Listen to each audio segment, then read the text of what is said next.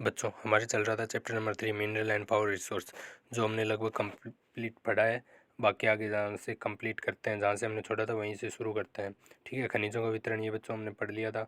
ये मैप अपने आप मेंशन करना है आप सबको। ठीक है, सातों महाद्वीप कौन सा कौन महाद्वीप है ये पता होना चाहिए हमें। मैप में बिना देखे ही बता दें, सब मजबूत बन करना है। आंकड़ा भी ये हमने पढ़ लिया था। ठीक है, खनिजों का संरक्षण हमने लास्ट टॉपिक पढ़ा था, आज उसके आगे से शुरू करते हैं।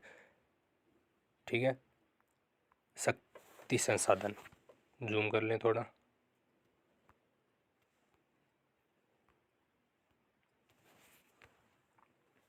सनी की माँ अपने दिन की शुरुआत गाइजर का बटन दबाने से करती है। ये बच्चों छोटा सा एग्जाम्पल है, आप पढ़ना। जो सबके साथ ही होता है वो एक छोटा सा उदाहरण दे रखा है इसने। ठीक है, अपन यहीं से बात करते हैं। विद्युत ऊर्जा अपन यूज़ करते हैं ना घर पे, तो उसको बचाने का एक छोटा सा उदाहरण है, किसके जरिए अपन उसका दुरुपयोग करते हैं। आगे बढ़ते हैं यहीं से। शक्ति अथवा ऊर्जा हमारे जीवन में बहुत महत्वपूर्ण भूमिका निभाते हैं। हमें उद्योग, कृषि, परिवहन, संचार और प्रतिरक्षा के लिए भी शक्ति की आवश्यकता होती है। ऊर्जा संसाधनों को विस्तृत रूप में परंपरागत और गैर परंपरागत संशोधनों में वर्गीकृत कर सकते हैं। यहाँ से अंडरलाइन कर लेना, ऊर्जा संसाधनों को किस में विभक्त कर सकते हैं, परंपरागत और गैर परंपरागत। परंपरागत कौन से होते हैं, जो ऐसे स्रोत जिनका अपन क्या कर रहे हैं, बहुत लंबे समय से यूज़ कर रहे हैं, जहाँ से या बहुत पुराने समय से यूज़ होते आ रहे हैं, उन्हें क्या कहते हैं, परंपरागत स्रोत। ठीक है, जैसे देखो नाम से पता चल रहा है परंपरागत, ठीक है ना, जो बहुत लंबे समय से यूज़ होते आ रहे हो, ऐसे स्रोत। आगे बढ़ते हैं। ऊर्जा के परंपरागत स्रोत वे हैं जो लंबे समय से सामान्य उपयोग में लाए जा रहे हैं। अंडरलाइन कर लेना, ईंधन और जीवाश्मी ईंधन परंपरागत ऊर्जा के दो मुख्य स्रोत हैं। डेफिनेशन याद कर लेना, और ये भी पूछ लिया आप मुख्य स्रोत कौन से हैं, तो ईंधन और जीवाश्मी ईंधन ये किसके उदाहरण है, परंपरागत स्रोत के मुख्य स्रोत है। आगे शुरू करते हैं। ईंधन, इसका उपयोग पकाने और ऊष्मा प्राप्त करने के लिए व्यापक रूप से किया जाता है। हमारे देश में ग्रामीणों द्वारा उपयोग की गई 50% से अधिक ऊर्जा ईंधन से प्राप्त होती है। जो ग्रामीण ऊर्जा प्राप्त करते हैं उससे का 50% अधिक कहाँ से, ईंधन से प्राप्त होती है। ठीक है,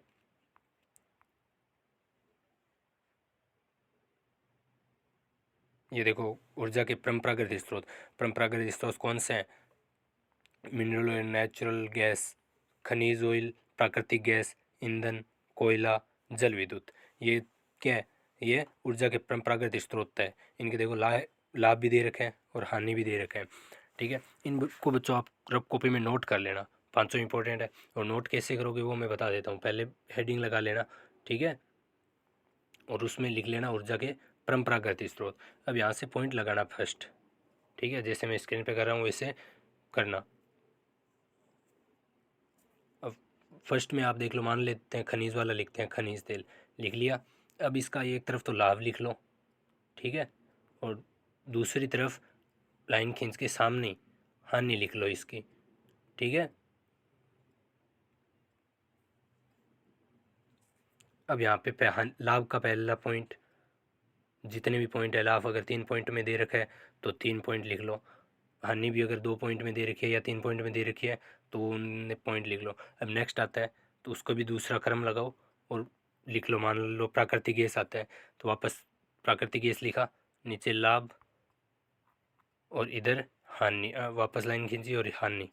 ठीक है, इस तरह रफ कॉपी में लिख लेना, मैं क्लास में जांच करूँगा कॉपियाँ। और ये ऊर्जा की परंपरागत स्रोत है। आगे हमारे पास गैर परंपरागत स्रोत भी आएगी, वो भी इसी तरह दे रखे हैं, उनको भी हमें ऐसे ही लिखना है। ये होमवर्क मान लो आज का भले। ठीक है, डेट लगा के लिख लेना सभी बच्चे। आगे बढ़ते हैं।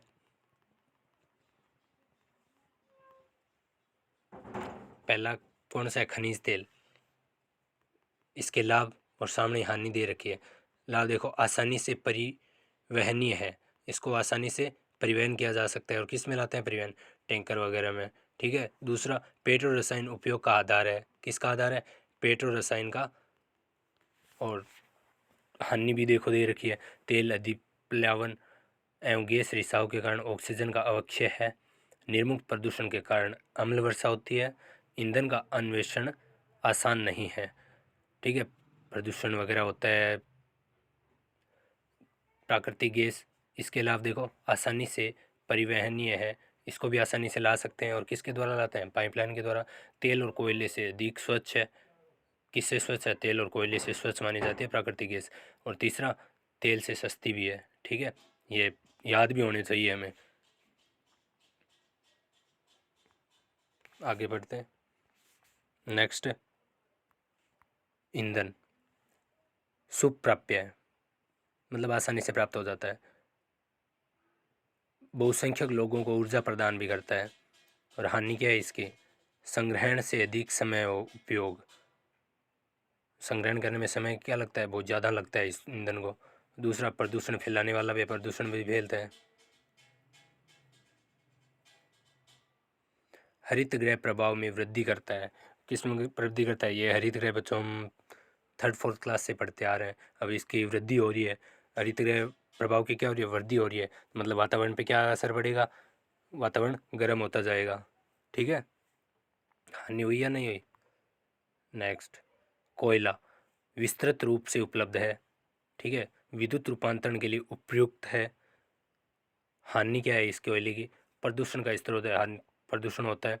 परिवहन के लिए भारी भी है। परिवहन के लिए क्या है? भारी भी है। पहले बच्चों आपने देखा होगा भाप इंजन चलते थे रेलगाड़ियों में। वर्तमान में तो नहीं चलते, पहले चलते थे। जैसे ट्रेन जाती थी उसके पीछे एकदम धुआं ही धुआं हो जाता था। ठीक है ना, आसपास से एक दो गांव से इसे देखते थे ना तो ऊपर वो ब्लैक ब्लैक लगता था। तो वो कोयले से चलते थे इंजन, और वो प्रदूषण फैलाते थे। ठीक है, नेक्स्ट कौन सा है? जल विद्युत। लाभ क्या है जल विद्युत के? प्रदूषण मुक्त है, प्रदूषण नहीं होता, सिंचाई और मत्स्य को बढ़ावा देता है, और सस्ता भी है। और इसकी हानि क्या है जल विद्युत की?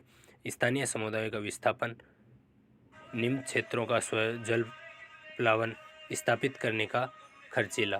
ठीक ठीक है, आगे पढ़ते हैं। ये हो गए हमारे ऊर्जा के परंपरागत स्रोत। ठीक है, पौधों और जानवरों के अवशेष जो लाखों वर्षों तक धरती के अंदर दबे रहते थे, ताप और दाब के प्रभाव से जीवाश्मी ईंधनों में परिवर्तित हो गए। किस में हो गए? जीवाश्मी ईंधनों में। और कैसे हुए? बहुत लंबे समय से दबे हुए रहे थे, और ताप और दाब के प्रभाव से। किस के प्रभाव से? ताप के और दाब के प्रभाव से। ठीक है, अंडरलाइन कर लेना इन दो लाइनों को।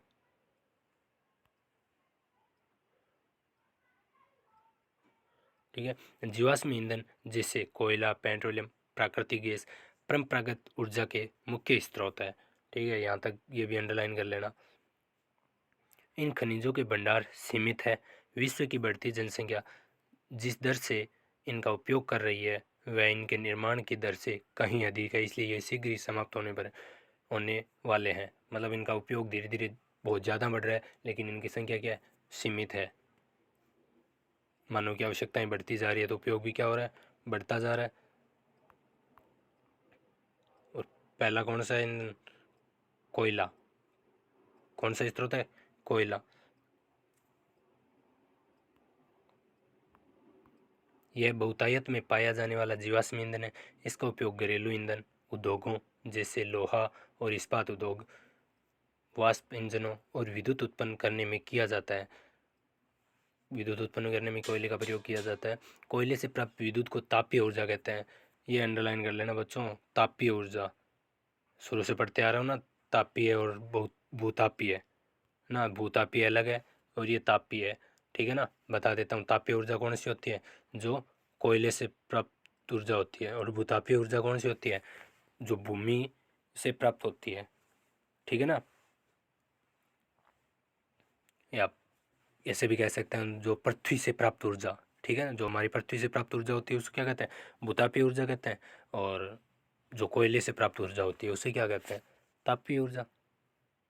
इजी है, कंफ्यूज मत होना। तापीय और भूतापीय दोनों अलग अलग है। ठीक है, बस भू का ही अंतर है। भू लगते ही क्या हुआ? भूतापीय ऊर्जा जो पृथ्वी से प्राप्त ऊर्जा होती है, और तापीय ऊर्जा मतलब कोयले से प्राप्त होती है। आगे करते हैं। कोयला जिसका हम आज उपयोग कर रहे हैं वह लाखों वर्ष पूर्व विशाल फर्न और दलदल से पृथ्वी की परतों में दबने से बना था। ठीक है, इसलिए अंतर्निहित धूप के रूप में जाना जाता है। किसके रूप में जाना जाता है? अंतर्हित रूप धूप के रूप में जाना जाता है। ये भी अंडरलाइन कर लेना। विश्व में अग्रणी कोयला उत्पादक देशों में चीन, संयुक्त राज्य अमेरिका, जर्मनी, रूस, दक्षिण अफ्रीका और फ्रांस है। भारत के कोयला उत्पादक क्षेत्र रानीगंज पश्चिम बंगाल में तथा जरिया धनबाद और बोकारो झारखंड में स्थित है। ये अंडरलाइन कर लेना। भारत के मुख्य कोयला उत्पादक कौन कौन से हैं? रानीगंज जो कहाँ पे है? पश्चिम बंगाल। हमने देखा था ना, झारखंड के नीचे पश्चिम बंगाल। ठीक है, फिर जरिया, धनबाद और बोकारो, ये तीन कहाँ है? ये झारखंड में है। मतलब झारखंड पश्चिम बंगाल इन राज्यों की तरफ सोना वो सॉरी कोयला ज़्यादा निकल रहा है। ठीक है, आगे बढ़ते हैं। इस पे देखते हैं शब्द उत्पत्ति। पेट्रोलियम शब्द लेटिन शब्दों पेट्रा अर्थ सेल है। मतलब लेटिन किस भाषा का शब्द है? लेटिन भाषा का शब्द है। और जिसका अर्थ क्या, पेट्रा का अर्थ क्या होता है? अर्थ होता है सेल। ठीक है, और सेल की डेफिनेशन मैंने पिछले वीडियो में बताई थी तुम्हें। ओलियम का अर्थ क्या होता है? तेल से लिया गया है। पेट्रोलियम का है ना, पेट्रा प्लस ओलियम, तो पेट्रा का अर्थ हो गया सेल, ओलियम का अर्थ क्या हो गया? तेल। इसलिए पेट्रोलियम का अर्थ क्या बनता है? सेल तेल। सेल तेल का मतलब जो तेल अपन सेलों से प्राप्त करते हैं। और सेल मैंने शुरू में बताया था तुम्हें, खनिज अपन निकालते हैं। ठीक है, तो अंडरलाइन कर लेना इस शब्द को। पेट्रोलियम, पेट्रा प्लस ओलियम, और पेट्रा का अर्थ क्या होता है? सेल, और ओलियम का अर्थ तेल, तो सेल तेल। आगे बढ़ते हैं, अंडरलाइन कर लेना ये।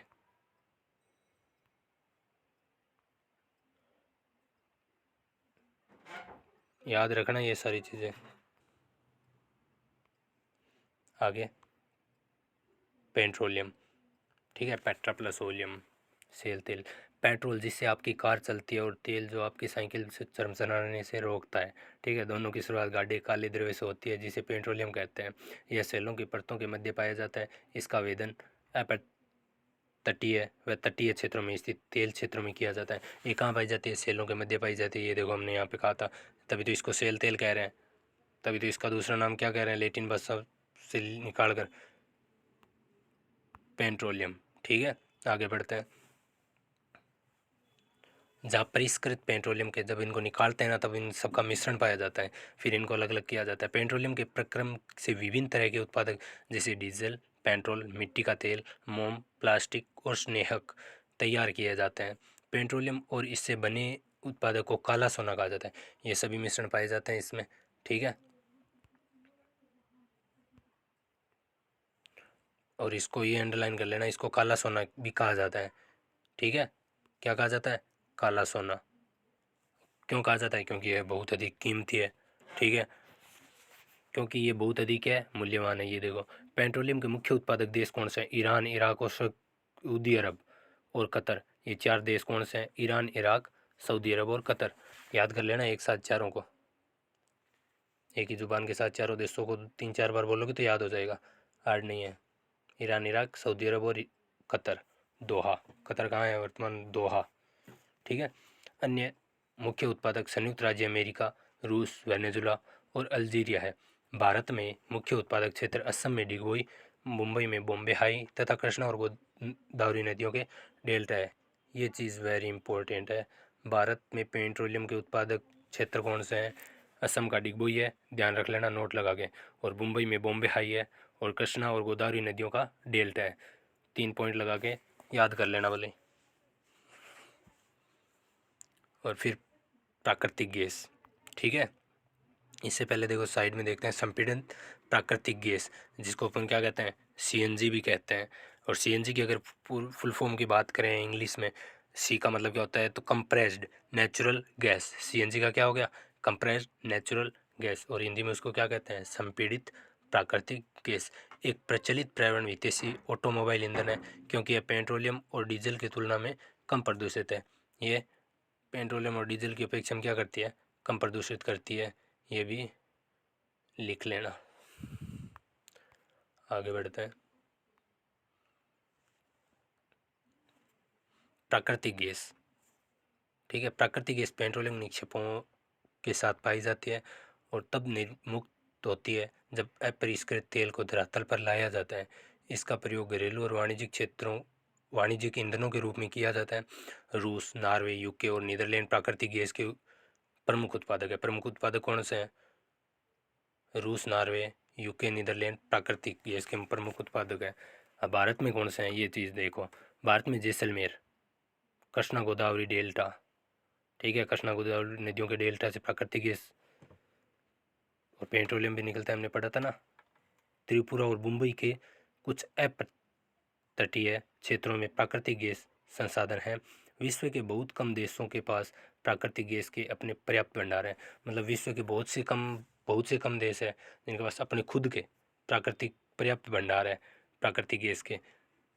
सारे क्या कर रहे हैं, विदेशों से क्या कर रहे हैं, निर्यात कर रहे हैं, सॉरी आयात कर रहे हैं। निर्यात का मतलब बेचना, आयात का मतलब खरीदना। तो सारे क्या कर रहे हैं, आयात कर रहे हैं।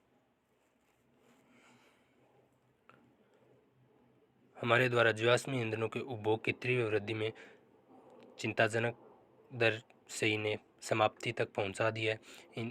इन ईंधनों के जलने से निकलने वाले विषैले प्रदूषक भी चिंता का विषय है। जीवाश्म ईंधन का अनियंत्रित जलना अनियंत्रित टोंटी के टपकने के समान है जो अंततः सूख जाता है। इसने हमारा ध्यान ऊर्जा के विभिन्न गैर पारंपरिक स्रोतों के दोहन की ओर बढ़ाया है।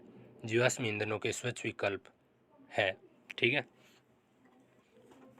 इसने किसके गैर पारंपरिक स्रोतों की तरफ देखा है। अगर हमारे पास ऑप्शन कम होते जा रहे हैं तो अपन दूसरा उपाय देखते हैं ना यार, अब ये तो नहीं है, अब कोई दूसरा आइडिया निकालते हैं, ठीक है। तो अपन इसका प्रयोग ज़्यादा करने लगे और इनकी मात्रा क्या है, सीमित है। आगे नेक्स्ट कौन सा है, जल विद्युत। ये भी क्या है, परंपरागत स्रोत। बांधों से वर्षा जल अथवा नदी जल ऊंचाई से गिरने के लिए संग्रहित किया जाता है। बांध बनाए जाते हैं। बांध के अंदर से पाइप के द्वारा बहता जल बांध के नीचे स्थित टरबाइन के ऊपर गिरता है। ये देखो इसमें दे रखा है डायग्राम में, ठीक है। और ये टरबाइन जैसे पाइप नहीं आता है, प्रेशर से ये क्या करता है, घूमता है।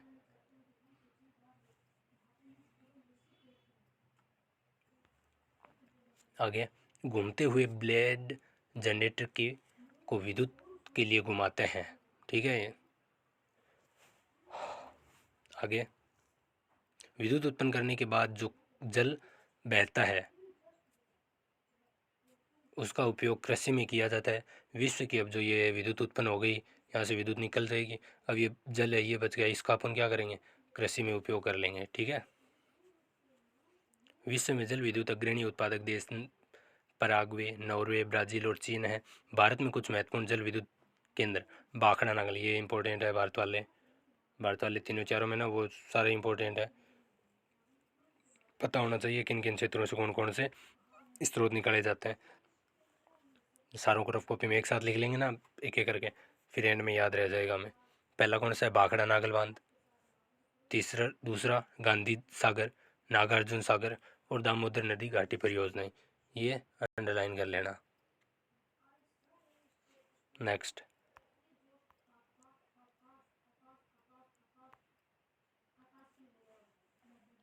ऊर्जा के गैर परंपरागत स्रोत, ठीक है। इससे देखो साइड में एक दे रखा है, ये हमने पढ़ा ही नहीं, पढ़ते हैं। क्या आप जानते हैं विश्व का पहला जल विद्युत उत्पन्न करने वाला देश नॉर्वे है।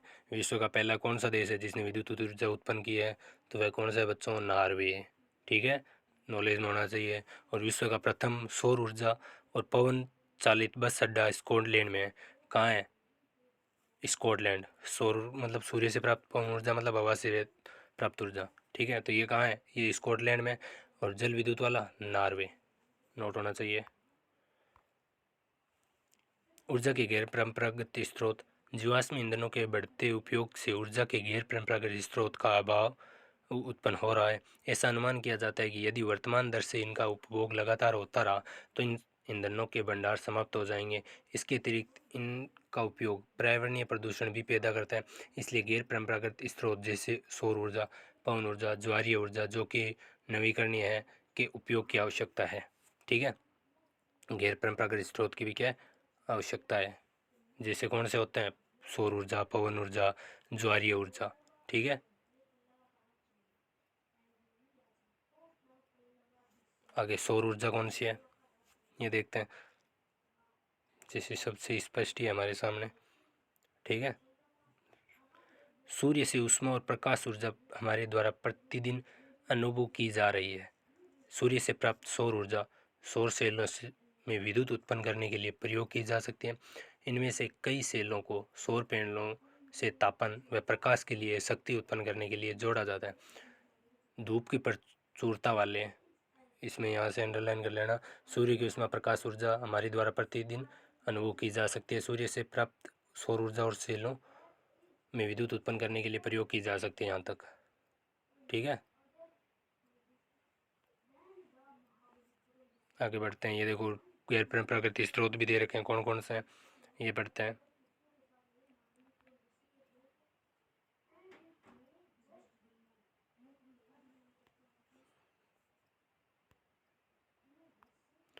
पहला वो लिखना वैसे ही है हमें, जैसे मैंने पहले बताया था।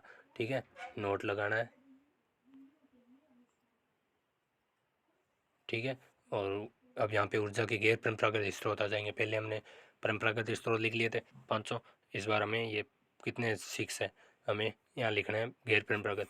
पहला पॉइंट लगाया, नाम लिखा, लाभ और हानि दोनों तरफ बीच में लाइन खींची इसके लिए, सुंदर। ठीक है, आगे बढ़ते हैं।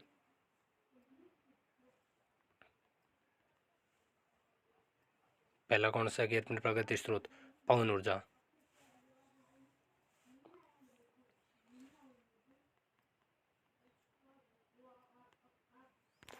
प्रदूषण मुक्त है, लाभ क्या है पवन ऊर्जा का, प्रदूषण मुक्त है। एक बार स्थापित हो जाने पर विद्युत उत्पादन की लागत कम होती है। जब ये क्या होता है, जब स्थापित करते हैं तब ये थोड़ा खर्चीला है, फिर इसकी लागत क्या होती है, धीरे धीरे कम हो जाती है। ठीक है, आगे बढ़ते हैं। सुरक्षित और साफ भी है। ठीक है, आगे बढ़ते हैं। अब इसकी हानि क्या है, ध्वनि प्रदूषण है, ध्वनि बहुत करता है, आवाज़ बहुत करता है। पवन चक्कियों को स्थापित करना महंगा है, कहा था ना, एक बार जब स्थापित करते हैं तब ये महंगे हैं, खर्चीले हैं, और बाद में थोड़े सस्ते हो जाते हैं, क्योंकि बाद में इनका खर्चा कम आता है। जब नए नए लगाते हैं तो इनका क्या होता है, खर्च ज़्यादा लगता है, इसलिए क्या है, स्थापित करना महंगा है। रेडियो व दूरदर्शन के प्रसारण संकेतों में व्यवधान है, पक्षियों के लिए हानिकारक है। ठीक है, ध्वनि ज़्यादा कर रहे हैं तो। आगे बढ़ते हैं। सौर ऊर्जा, लाभ और हानि। सौर ऊर्जा के लाभ क्या है, असमाप्य है। असमाप्य मतलब कभी ख़त्म नहीं हो सकता। सूर्य की ऊर्जा जैसे आती रहेगी हमें मिलती रहेगी, इसलिए क्या है, असमाप्य है। क्यों, क्योंकि कभी ख़त्म नहीं हो सकती। आगे बढ़ते हैं। प्रदूषण मुक्त है, प्रदूषण भी नहीं फैलता सौर ऊर्जा से।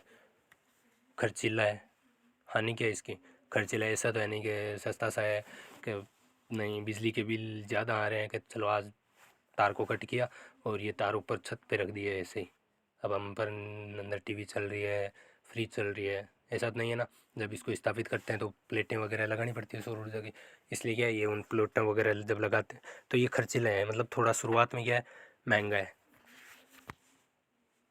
आगे बढ़ते हैं। स्रोत की विस्तृत होने से ऊर्जा बर्बादी है। ठीक है, आगे ऊर्जा बर्बाद भी होती है सौर ऊर्जा से, कब, जब स्रोत का क्या होता है, विस्तृत होता है। फिर नेक्स्ट ज्वारीय ऊर्जा, प्रदूषण मुक्त है, असमाप्य, ये भी कभी समाप्त नहीं हो सकती। क्यों, क्योंकि पानी बहुत है, ज्वार भाटा बहुत आता रहता है, तो ऊर्जा प्राप्त की जा सकती है। तो ये भी क्या है, ऊर्जा की तरह असमाप्य है। हानि है, इजी इजी टॉपिक है बच्चों, ज़्यादा आपको लग रहा है ना ये ज़्यादा है, ऐसा डायग्राम बना रखा है तो आपको लग रहा होगा हार्डेस्ट, नहीं, जिस तरह मैंने बताया उसको लिखना, दो दो तीन तीन एक बार बोलोगे, रीड करोगे ना, बहुत ईजी तरीके से याद हो जाएंगे, कुछ नहीं है, इतने ईजी है। या तो इतने आपने शुरुआत में 1 से 10 तक गिनती सीखी थी तो हो सकता है आपको हार्ड लगा होगा, उतना ही हार्ड भी नहीं है। ठीक है, क्योंकि उनको व्यवस्था से करोगे तो जल्दी से याद हो जाएंगे, छोटी छोटी चीज़ें ही हैं। आगे पढ़ते हैं। ज्वारीय ऊर्जा की हानि क्या थी? वन्य जीव आवास का नष्ट होना। ज्वारीय भाटा होगा तो वन्य जीव आवास तो नष्ट होगा ही, दोहन में कठिन भी है। ठीक है, आगे करता है। ऊर्जा के गैर प्राकृतिक स्रोत, इसका परमाणु ऊर्जा का क्या है, लाभ क्या है परमाणु ऊर्जा का? बड़ी मात्रा में ऊर्जा उत्पादन होता है। और हानि क्या है इसकी? रेडियो एक्टिव व्यर्थ को उत्पन्न करता है और खर्चीला भी है। बायोगैस क्या है, लाभ क्या बायोगैस के? कम लागत है, उपयोग में आसान है, जीवाश्म व्यर्थ का उपयोग और बायोगैस का उत्पादन भी है। ठीक है, और हानि क्या है इसकी? हरित गृह प्रभाव का कारण है। ठीक है, ये चीज़ नोट रखना, हो सकता है आपसे पूछ ले, हरित गृह प्रभाव का कारण कौन सा है? तो बायोगैस। फिर कौन सा था? भूतापीय ऊर्जा। ये देखो चीज़ मैंने आपको शुरू में बताई थी, गैर परंपरागत स्रोत हमारे पास आया था जब तापीय ऊर्जा आया था ना हमारे सामने, तापीय ऊर्जा और भूतापीय ऊर्जा। ठीक है, ध्यान रखना, तापीय ऊर्जा कौन सी होती है? परंपरागत। और भूतापीय ऊर्जा कौन सी होती है? गैर परंपरागत। आगे बढ़ते हैं। लाभ, स्वच्छ पर्यावरण हितैषी व हर समय उपलब्ध होती है, हर समय उपलब्ध होगी जब पृथ्वी से प्राप्त ऊर्जा करते हैं। हानि क्या है इसकी? शहर से बहुत दूर अव्यवस्थित होने के कारण विद्युत वहन खर्चीला है, मतलब ये शहर से बहुत दूर स्थापित करनी पड़ेगी और जब इसको लाया जाएगा तो ये इस पर खर्चा तो लगेगा। ठीक है, आगे बढ़ते हैं। कटिबंधीय देशों के लिए सौर ऊर्जा के उपयोग की प्रौद्योगिकी बहुत लाभदायक है। सौर ऊर्जा उपयोग का सौर उत्तापन, सौर कुकर, सौर ड्रायर के साथ साथ समुदाय को रोशनी देने में, यातायात संकेतों में भी किया जाता है। सौर ऊर्जा का किन किन क्षेत्रों में प्रयोग है आप देख रहे होंगे अपने आसपास। ये देखो इधर साइड डायग्राम में दे रखी है, सौर ऊर्जा से प्राप्त के लिए सौर पैनल, जो हमने कहा था ना अभी हम सीधे ही तार ऊपर रख के आ जाएंगे, हमारे बस टीवी चल रही है, अपन देख रहे हैं, हमारा एपिसोड अभी चालू होगा, जो आपका फेवरेट एपिसोड होता है उससे पहले हम रख के आ गए। ऐसा तो नहीं होता, उससे पहले क्या करना पड़ता है? तार, वो प्लेटें वगैरह लगानी पड़ती है तार में।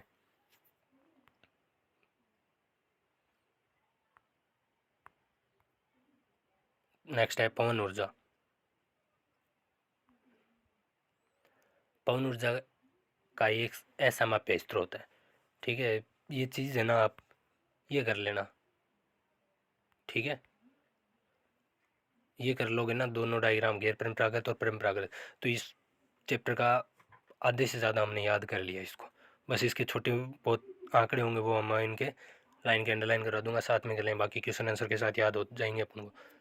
पवन ऊर्जा का एक ऐसा माप्य स्रोत है, ये दो डायग्राम याद ही होने चाहिए, गैर परंपरागत ऊर्जा जो सारणी दे रखी है इसने, और इससे पहले वाली परंपरागत स्रोत वाली। पवन चक्कियों का उपयोग अनाजों को पीसने और जल निकालने के लिए चिरकाल से चला आ रहा है। नाम से पता चल रहा है कौन सी ऊर्जा है पवन ऊर्जा, मतलब किससे प्राप्त होती है? पवनों से और पवन चक्कियों से। तीव्र गति से चलती हवाएं पवन चक्की को घुमाती है, जो विद्युत करने के लिए जनरेटर से जुड़ी है। ये अंडरलाइन भी कर लेना। कैसे प्राप्त होती है? जब पवन चक्कियों की तीव्र गति से हवाएं चलती है तो पवन चक्की क्या होती है? घूमती है, जो क्या करती है? विद्युत उत्पादन करती है, जनरेटर को से जोड़ती है। पवन चक्कियों के समूह से मुक्त पवन फार्म तटीय क्षेत्रों और पर्वत घाटियों में, जहाँ प्रबल को लगातार हवाएं चलती है, वहाँ स्थित है। पवन farm Netherlands, Germany, Denmark, UK, US तथा स्पेन में पाए जाते हैं, जो पवन ऊर्जा के उत्पादक की उल्लेखनीय है। नेक्स्ट कौन सा है? परमाणु ऊर्जा। परमाणु ऊर्जा प्राकृतिक तौर से प्राप्त रेडियो सक्रिय पदार्थ है। कौन सा? रेडियो सक्रिय है। ठीक है ना, और जैसे यूरेनियम और थोरियम के परमाणु के केंद्रक में संग्रहित ऊर्जा से प्राप्त की जाती है। ये पदार्थ नाभिकीय रिएक्टरों में नाभिकीय विखंडन से गुजरते हैं और उत्सर्जन प्राप्त ऊर्जा की प्राप्ति होती है। परमाणु ऊर्जा के सबसे बड़े उत्पादक संयुक्त राज्य अमेरिका में है और यूरोप में है। सबसे बड़े उत्पादक कहाँ है? संयुक्त राज्य अमेरिका और यूरोप में। यूरोप, तो कौन से हैं सबसे बड़े उत्पादक? संयुक्त राज्य अमेरिका और यूरोप। अगर भारत की बात करें तो भारत में राजस्थान और झारखंड के पास यूरेनियम के विशाल निक्षेप है। कहाँ पे? झारखंड के पास। थोरियम विशाल मात्रा में केरल के मोनोजार्डट बालू में पाए जाते हैं। भारत में स्थित परमाणु ऊर्जा के केंद्र तमिलनाडु में कलपक्कम, ये देखो इसमें कलपक्कम का जो परमाणु संयंत्र लगा हुआ है उसका ये डायग्राम ये इसने दे रखा है साइड में। ठीक है, ये कहाँ का है?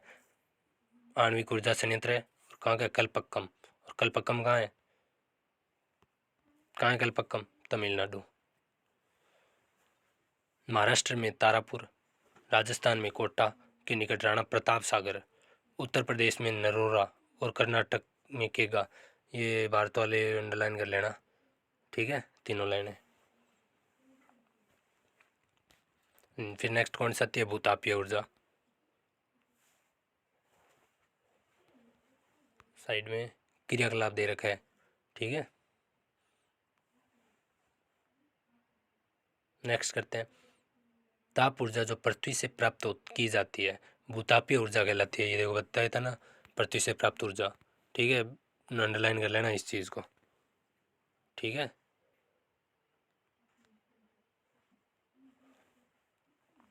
पृथ्वी के अंदर गहराई बढ़ने के साथ तापमान में लगातार वृद्धि होती जाती है। कभी कभी यह तापमान ऊर्जा भू सतह पर गर्म जल के झरनों के रूप में प्रकट हो सकती है। यह ताप ऊर्जा के शक्ति उत्पादन करने में प्रयुक्त की जा सकती है। ठीक है, वर्षों से गर्म जल के स्रोतों के रूप में भूतापीय ऊर्जा खाना बनाने, ऊष्मा प्राप्त करने और नहाने के लिए प्रयोग में लाई जाती है। भूतापीय ऊर्जा जो भूमि का तल देखो धीरे धीरे अपन नीचे जाएंगे, गहराई में जाएंगे तो हमारा दाब क्या है? धीरे धीरे बढ़ता जाएगा, गर्म होता जाएगा। ठीक है ना, तापमान क्या होता जाएगा? गर्म होता जाएगा। उदाहरण के तौर पे एक चीज़ याद आ रही है कि आपको ज्वालामुखी की लावा वगैरह निकलता देखा है हमने, देखा है ना? तो वो अंदर से ही निकलता है। वो क्यों निकलता है? वो जितना गर्म होगा उतना ऊपर क्या आता है? जल्दी आता है। तो हो सकता है जैसे जैसे नीचे जा रहे हैं अपन तो गर्म हो रहा है या नहीं हो रहा? तापमान बढ़ता है। यूएसए विश्व का सबसे बड़ा भूतापीय ऊर्जा का संयंत्र है। ये नोट कर लेना। विश्व का सबसे बड़ा भूतापीय ऊर्जा का देश कौन सा है? तो ये है यूएसए। ठीक है,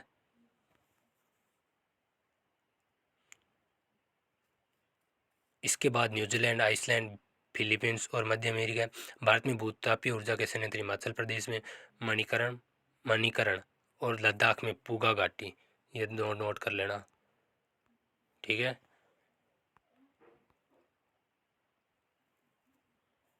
ये डायग्राम दे रखा है भूतापीय ऊर्जा का। ठीक है, टरबाइन लगा है, जनरेटर शुरू हो रहा है, टरबाइन घूमेगा, जनरेटर चलूगा, ऊर्जा में कन्वर्ट करेगा। ठीक है, आगे देखते हैं। फिर नेक्स्ट कौन सी आती है? ज्वारीय ऊर्जा। ठीक है, ज्वार से उत्पन्न ऊर्जा को ज्वारीय ऊर्जा कहते हैं। ये भी इजी है। कौन सी है? ज्वार से उत्पन्न होती है। इस ऊर्जा का विदोहन समुद्र के संकरे मुहाने से बांध के निर्माण से किया जाता है। उच्च ज्वार के समय ज्वारों का ऊर्जा का उपयोग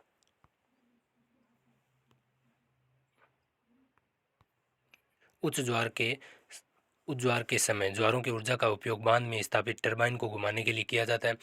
रूस, फ्रांस और भारत में कच्छ की खाड़ी में विशाल ज्वारीय मिल के क्षेत्र है।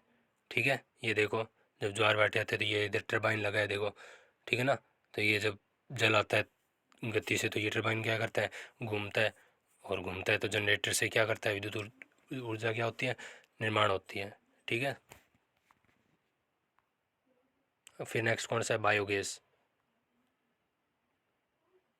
इजी टॉपिक है, छोटा सा चैप्टर बचा है। जैविक अपशिष्ट जैसे मृत पौधे और जंतुओं के अवशेष, पशुओं का गोबर, रसोई के अपशिष्ट को गैसीय ईंधन में बदला जा सकता है। इसे बायोगैस कहते हैं। जैविक अपशिष्ट बैक्टीरिया या बायोगैस संयंत्र में अपघटित होते हैं जो कि अनिवार्य रूप से मीथेन और कार्बन डाइऑक्साइड का मिश्रण है। बायोगैस खाना पकाने तथा विद्युत उत्पादन का सर्वोत्तम ईंधन है और इसमें प्रति वर्ष बड़ी मात्रा में जैव खाद का उत्पादन होता है। ऊर्जा सर्वव्यापी है, लेकिन इस ऊर्जा का विदोहन बहुत ही कठिन और खर्चीला है। इसमें से प्रत्येक व्यक्ति ऊर्जा को नष्ट न करके एक भिन्नता ला सकता है। ऊर्जा की ही बचत ऊर्जा का उत्पादन है। ऊर्जा की क्या है? बचत ही उत्पादन है। अब ऐसा तो है नहीं हम उत्पादन करके छोड़ दें, अब कल यूज़ करेंगे, परसों यूज़ करते हैं। हमने कुछ खनिज वगैरह देखे हैं पीछे तो वो बहुत लंबे समय से बनते हैं ना,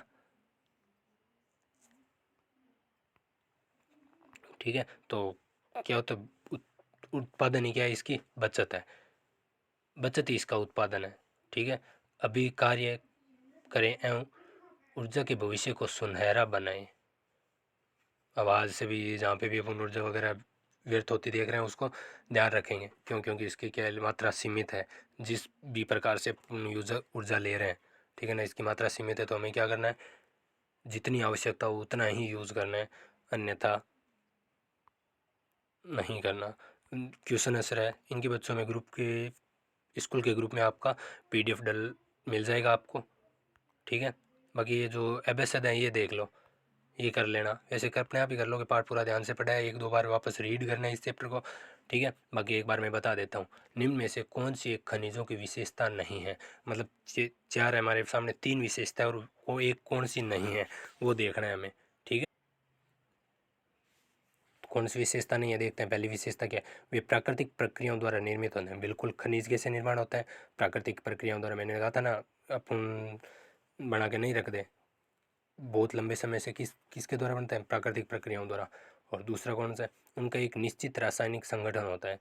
क्या होता है, निश्चित रासायनिक संगठन होगा, ठीक है। वे असामाप्य है, मतलब कभी ख़त्म नहीं होते सकते, क्यों, खनिज तो अपन ज़्यादा दोहन कर रहे हैं तो ख़त्म हो सकता है, इसीलिए तो अपन को कह रहे हैं खनिजों का जितनी आवश्यकता मात्रा में हो उतनी मात्रा में यूज़ करें।